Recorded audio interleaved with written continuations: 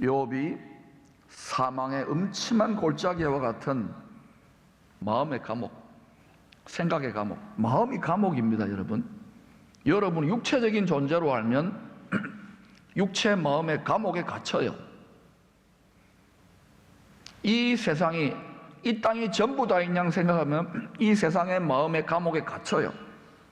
지금 갇혀가지고요, 사망의 음침한 골짜기와 같은 이 감옥에 갇혀가지고 너무 비참하게 탄식하며 고통하고 있을 때, 욥기 38장부터 마지막 42장까지의 5장에서 우리가 알 수 있듯이 갑자기 하늘에 의로우신 재판장님이 말씀으로 그에게 다가와요. 그리고 말씀합니다. 피조물에게, 예수 제일 잘 믿는 믿음으로 의롭다함을 입은 욥에게 말씀합니다. 여러분, 말씀 속에, 말씀이 육신이 되었어요. 말씀이 피조물이 되었어요. 하나님의 말씀 속에 답이 다 있습니다. 근데 그냥 깨닫게 하시지 않아요. 깨지고 부서지고 망가지고 싸우고 욕하고 저주하고, 내가 의롭지 않구나, 하나님이 아니구나, 이거를 철저하게 깨뜨리도록 하나님이 그래 해놓고 나서 주셔요. 특별히 여러분 중에서 잘 믿는 분들 있잖아요. 열심히 충성하고 봉사하는 분들, 딱채에서 감옥에 있는 분들, 기도 응답도 안 되는 분들, 말씀으로 오셔서 하나님 말씀이 여러분 마음에, 어두워진 마음에, 혼란스러운 마음에 비춰져야 돼요. 이제 문제는 오늘날 텔레비 채널만 100개가 넘습니다. 거기 다 마음 뺏겨요. 갯마을 차차차 끝났습니까?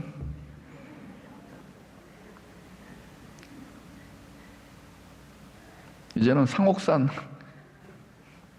추추추가 될지도 모르죠. 또 마음 뺏고 또 마음 뺏겨요. 마음을 어디다가 둬야 됩니까? 전쟁이라고요. 마음이. 우리의 왼수는 눈에도 보이지 않아요. 공기와 같고 바람과 같고 물과 같고 뱀과 같이 우리 마음을 쑥대밭으로 만드는데요. 믿는 자의 마음, 성자의 마음을 순식간에 짐승의 마음으로 만드는데요.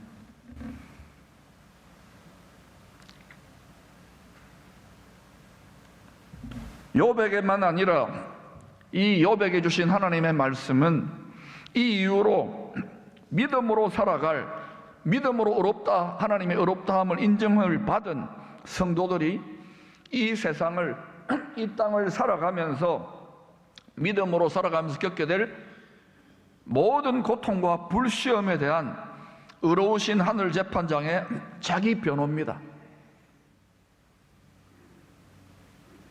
대표 선수를 하나 해놓고, 얘들아,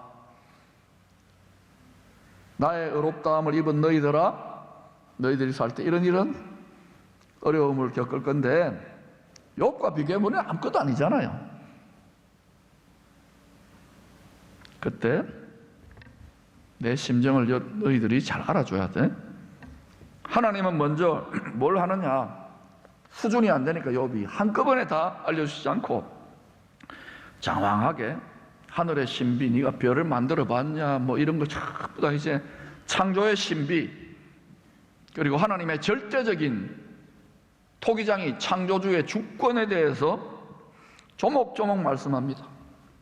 그러자 스스로 이 땅에서 가장 경건하게 의롭게 살았다고 자부했던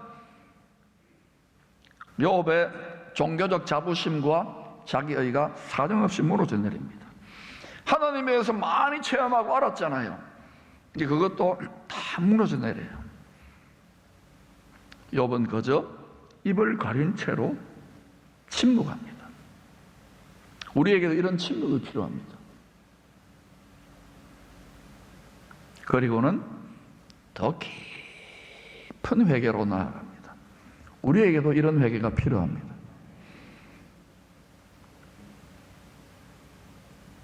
전 세계에 특히 개신교, 종교개혁을 통해 프로테스탄트, 악에 저항하는 하나님 말씀과 설교에 이 말을 많이 해야 되는 이러한 신앙 구조 안에 있는 우리들은요, 침묵을 배워야 됩니다. 침묵은 하나님의 언어예요. 침묵의 대가가 선견 지연을 가르칠 거니까 많이 들으세요. 저는 소갑니다. 대가가 있습니다. 그리고 참된 신앙이 성장하고 성숙하고 믿음이 몇 대째 여러분이 장성해집니까? 더 깊은 회개로 나아가야 돼요. 내가 죄인의 괴수구나. 내 죄악의 대들보를 보는 게 믿음 좋은 사람입니다. 그렇지 않고 여러분이 남의 죄를 크게 본다? 아직은 철없는 한참 수준 이하예요.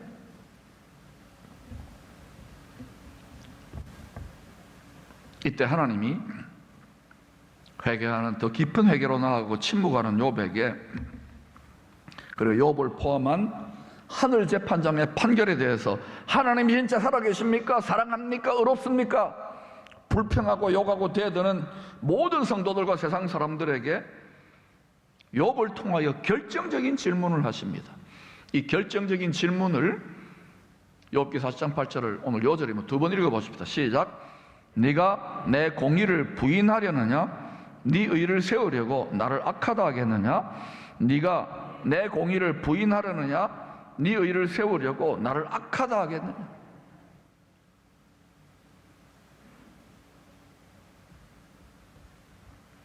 인생들이 자기 의와 공로를, 지혜와 지식을 하늘에 닿는 바벨탑처럼 쌓으면 쌓을수록 이만하면 됐지, 내가 얼마나 영광스러운데, 내가 얼마나 지혜로운데, 내가 얼마나 의로운데, 이렇게 하면은요 좋은 데 간다. 그 좋은 데 갔을 겁니다. 우리 장례식 장관 그런 말 하잖아요. 누구 마음대로요. 인간의 자기 의가, 자기 영광이, 자기 지혜가 하나님의 지혜, 하나님의 의, 하나님의 공입니다. 하나님의 영원한 영광의 원수가 되고 만다는 것을 명심하십시오. 우리는 바벨탑 쌓는 종교가 아니에요. 탑을 거꾸로 쌓는 거예요. 다윗의 별은. 높은 데 올라가 보십시오. 그러면 이게 아무것도 아니구나. 바벨탑 쌓아요. 아무것도 아니구나. 거꾸로 오늘날 교회를 통하여 이 세상에, 이 나라에 인물들을 많이 배출해서 복받았다고 내보내놓았는데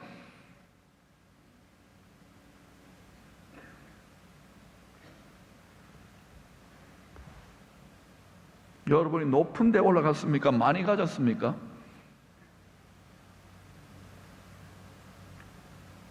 낮아지고 작아지고 나누는 데에 그걸 기쁨으로 여기시기를 축원합니다.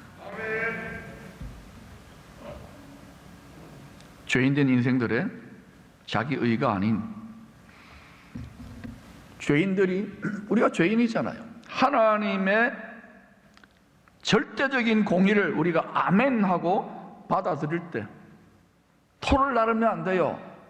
전적인 항복과 전적인 굴복을 하게 될 때 비로소 창조주와 피조물 만물의 영장 사이에, 우리가 땅에서 왕노릇하는 존재거든요, 화목의 길이 열리는 거예요.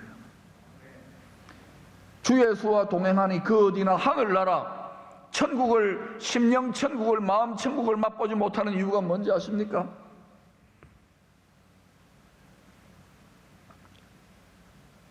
자기 의가 살아있는 거예요. 자기 욕심이 살아있는 거예요. 자기 영광이 살아있는 거예요. 바울이 이걸 깨닫고, 바울이 얼마나 잘 믿었습니까? 얼마나 잘났습니까? 바울이 나는 날마다 죽노라. 날마다 죽는데 죽지 않았잖아요. 하나님의 사명의 때가 닿으면 죽는 거예요. 세상 사람들도 이런 말은 할 줄 알아요. 내 성깔 많이 죽었다. 옛날 같으면 니 죽었다 그러잖아요. 기독교는 성깔 죽이는 종교입니다. 교회 와서 성깔 발휘하면 안 돼요. 저보고 하는 소리예요. 제가 요새 얼마나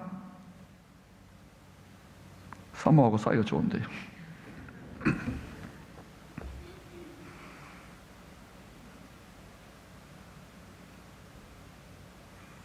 여러분 얼마나 하나님과 화목합니까? 하나님은 언제나 오르세요. 하나님은 실수가 없어요. 하나님은 실패하지 않으세요. 동행하는 우리가 자식이 아버지보다 수준이 안 되기 때문에 늘 불화한 거예요. 여러분 뭐 불화하고 신앙생활 행복하지 못하고 인생 행복하지 못한 이유, 하나님과 동행하는데도 다 남 탓할 거 없어요. 지 탓입니다. 아멘은 딱 한 사람 마시네. 하나님 탓 아니에요. 그거는 스파링 파트너로 하나님의 심정을 느끼라고. 초기에 이 미신과 온갖 잘못된 참 하나님이 아닌 걸 철석같이 믿고 있던 이민족에게 복음이 전해졌을 때 어떤 일이 났어요? 그 초기에 예수 믿었던 초태생 선구자, 선각자들은요 집에서 쫓겨나거나 매맞거나 지금 그 후손들이 여기 계실 겁니다. 그 믿음을 본받기를 축원합니다. 우리 할아버지 할머니가 순교자였다, 향유옥합을 깨뜨렸다, 이것만 자랑하지 마시고 이 물질로 등 따시고 배부른 게 축복이 아니에요. 진정한 영원한 보석은 주님을 변함없이 사랑하는 하나님의 자녀들의 신부들의 신랑을 향한 보석 같은 변치 않는 정금 같은 다이아몬드 같은 그 사랑의 마음이랍니다. 그 믿음의 마음이랍니다. 별것도 아닌 세상의 팥죽 같은 것들에 다 마음 홀라당 뺏겨가지고 헛된 명예에 다 뺏겨가지고. 여러분 우리는 불효자입니다. 죄인입니다. 은혜를 받고 용서를 받았기 때문에 우리가 할 일은 은혜 베푸는 겁니다. 은혜를 베푸세요. 꽃향기처럼 악인에게도 꽃향기를 내어주고 선인에게도 꽃향기를 내어주고 햇살과 공기처럼 그렇게 사십시다. 잘 안 되더라도 계속 하세요. 그러면 여러분 성도, 성자, 세인트가 점점 돼가요. 하나님 우리를 그렇게 봐주시는 거예요. 예수 안에서. 얼마나 황송합니까? 오직 하늘 재판장에 보냄을 받으신 메시아 예수가 십자가에 우리 대신 피 흘려 죽으신 그 은혜를 믿음으로 구원받는다고 하는, 이 은혜로 구원받는다고 하는 이 정언만 포기하면 바울은 석방됩니다. 그리고 다시금 유대 사회에서 과거에는 내가 좀 헷갈하겠다 그러고 인정받고 출세했을 것입니다. 산헤드린 공회의 국회의원으로 유명한 랍비로 행복하게 잘 살았을 거예요. 근데 이 예수 은혜의 법, 하늘 대법정에 하나님이 모든 진노를 예수님에게 다 뒤집어 씌우고 우리는 그것을 믿음으로 구원받는다는 이 세상 법정은 전부 다 기본적으로 죄와 사망의 법정이에요. 생명의 성령의 법정, 은혜가 왕노릇하는 법정, 이것이 교회의 은혜의 법정인 것입니다. 할렐루야. 어떤 은혜를 받습니까? 달콤한 것, 위로받는 것, 듣기 좋은 것, 농담 몇 마디가 아니에요. 이 은혜를 연습하시기를 바랍니다. 사나워진 얼굴을 푸세요. 날카로운 창과 같은 입술을 부드럽게 하세요. 여러분을 욕하고 저주하고 비난하는 사람을 축복하세요. 눈물로 밤새워 통곡하며 기도하시고 이 땅에 하나님 몰라서 방황하는 제일 이 땅의 농땡이들을 위해서 여러분 밤새워 이 땅에 가장 음란하고 가장 물질 밝히는 사람들을 위해 밤새워 눈물로 통곡하며 기도하세요. 그때 철드는 거예요. 그때 주님 닮은 거예요. 주님이 겟세마네 기도를 그때 들어주시는 거예요. 이것 아니고 복음 전하려고 하지 마세요. 이 마음 없이 복음 전하면 여러분 또 닮은 엉터리 신자가 되는 거예요. 저를 닮은 엉터리 목사가 되는 거예요. 우리는 아직도 갈 길이 멀어요. 회개가 더 깊어질 수 있기를 축원합니다. 이것이 우리에게 축복이 될 것입니다. 결국은 이 고소 사건은 유대 분봉왕 헤롯 아그리파 2세가 재판장으로 주관하는, 이 인간이 재판할 자격이 있습니까? 여동생하고 동거 생활하는 주제에 가이사라의 이심법정에서 다루게 됩니다. 그리고 결국 가이사 황제가 재판장으로 있는 3심 로마의 최고 대법정에서 이 케이스는 다루어지게 됩니다. 그리고 10년간의 이때로부터 길고 지루한 법정 재판의 다툼 끝에 하나님의 사명이 다하고 이 세상 법정에서 바울이 정죄를 당하고 세상 최고 법정에 정죄를 당하고 죽어야 되는 거예요. 자기 스승 예수님처럼 그 이방인의 사도의 사명을 다하고 네로 황제에 의해서 바울은 정죄를 받아 참수형을 당합니다. 여러분, 아무나 이렇게 당하는 건 아니니까 걱정하지 마세요. 이 예수 은혜법의 하늘법입니다. 예수 믿으면 구원받는다는 이 하늘 은혜법, 예수 은혜법의 충성스러운 정인 바울이 처형당한 바로 그 해인 주 68년 불의한 재판장으로, 세상 최고 법정의 불의한 재판장으로 저런 것은 죽여버려야 돼, 로마 정권에게 위협되니까 하고 죄를 뒤집어 씌워가지고 정죄를 시켜서 죽여버린 그 악역을 한 불의한 재판장 네로 황제는 바로 그 해에 가장 공의로우신 영원한 하늘 보좌에 앉으신 의로우신 재판장의 정죄를 받아서 회개할 기회를 놓친 거예요. 심판을 받아 바로 그 해에 죽습니다. 여러분, 지금 네로 황제와 그리고 사도 바울의 영원한 운명은 어떨 것 같아요? 지금 높아서 신앙을 팔아먹고 이렇게 저렇게 깝죽깝죽, 여러분, 눈 깜짝할 사이에 우리가 그리스도 심판대 앞에 서게 된다는 것을 기억하십시오. 그래서 두려워하지를 못해요. 떨지를 않아요. 경외하지를 않아요. 솔로몬이 다 누리고 난 다음에 헛되다, 젊을 때에 너희들의 창조주 하늘 보좌에 영원히 존재하시는 의로우신 재판장을 경외하라고 오고 가는 세대 이야기하지 않습니까? 여러분, 복수하려고 하지 마세요. 이를 갈지 마세요. 화내지 마세요. 입술을 칼과 창같이 송곳같이 만들지 마세요. 때가 되면 하나님이 공의로 심판하십니다. 하나님이 심판한다는 것은 하나님이 공의로 복수해 주는 거예요. 그래서 함부로 정의의 사도가 되어 복수하지 마세요.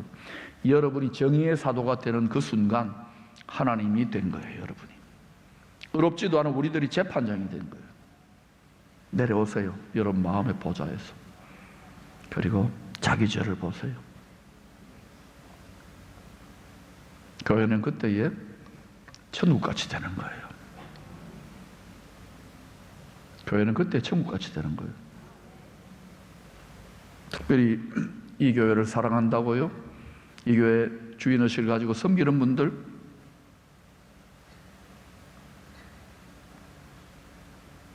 은혜 베푸세요. 축복하세요. 여러분을 미워하고 욕하고 대적하는 분들을 축복하세요. 그때 하나님이 감동 먹어요. 세상에 돈 하나님을 숭배하는 세상 사람들도 고객을 감동시킨다 그러는데 우리의 진정한 고객은 누구십니까? 참 하나님이신 하나님을 진실로 우리가 경배하게 될 때에 하나님을 감동시키는 여러분들이 되시기를 바랍니다. 이거 우리가 훈련해 온 거예요. 지난 몇 년간 예수님이 유월절 대속의 희생양으로 피 흘리셔서, 피는 피로 갚지요, 대신 피 흘리셔서 죽임 당하기 직전 택하신 제자들에게 요한복음 15장 18, 19절로 이렇게 말씀하십니다. 세상이 너희를 미워하면 너희보다 먼저 나를 미워한 줄을 알라. 너희가 세상에 속하였으면 세상이 자기의 것을 사랑할 것이나 너희는 세상에 속한 자가 아니요 도리어 내가 너희를 세상에서 택하였기 때문에 세상이 너희를 미워하느니라. 만약에 저와 여러분이 이 세상보다 주님을 더 사랑한다면, 진정한 의미에서 나의 것과 주님의 것, 나의 소유가 주님의 소유, 우리가 하나님의 소유된 백성이 된다면 진정한 의미에서 저와 여러분은 이 세상의 불의한 재판장에서 미움을 받을 것입니다. 미운털 박힐 겁니다. 그래서 지금 미운털 밖에서 고생하는 분들이 있을 거예요. 기뻐하고 즐거워하세요. 여러분의 믿음이 인정을 받은 거예요.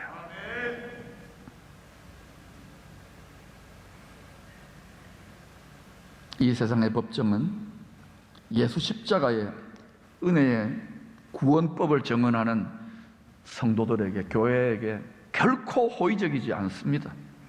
앞으로 이 세상에 의로우신 재판장 하나님의 법이 불법이라고 정죄하고 판단하는 일들이 성하게 될 것입니다.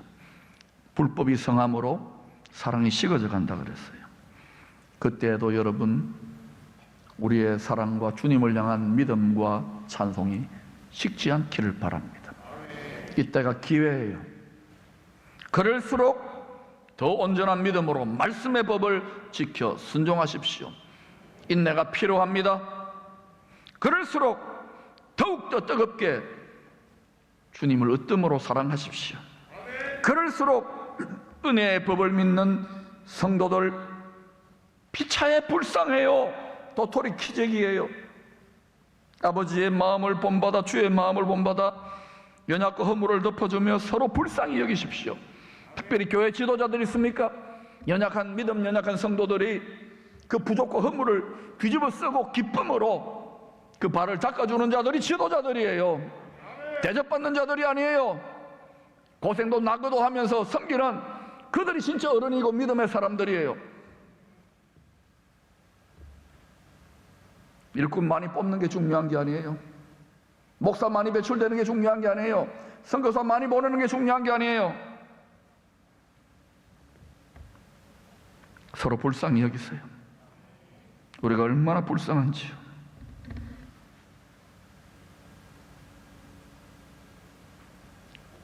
또한 여러분, 그럴수록 이 은혜의 천국 복음, 이 세상은 죄와 사망의 정죄의 법으로 갑니다. 그러나 우리는 은혜의 천국 복음을 깨닫고 누리며 담대히 끝까지 전파하십시다. 이거 포기하지 마세요. 이거 버리지 마세요.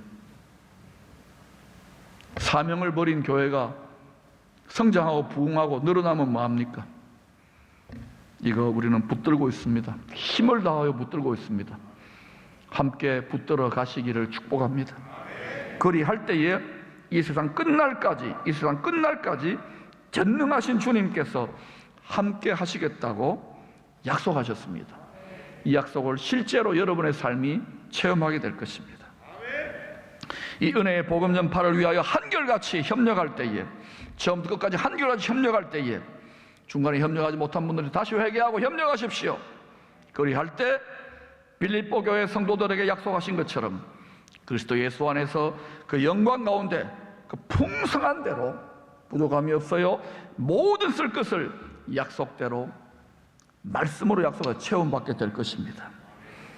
또한 빌라델비아 교회 성도들처럼 끝까지 인내의 말씀을 지킬 때에, 그리할 때에 장차 온 세상에 임하여 땅에 거하는 사람들을 시험할 때에, 지금은 예고편이죠. 약속대로, 말씀의 약속대로 전능하신 주님의 보호를 받게 될 것입니다. 그러나 여러분, 설령 그리 아니하신다고 하더라도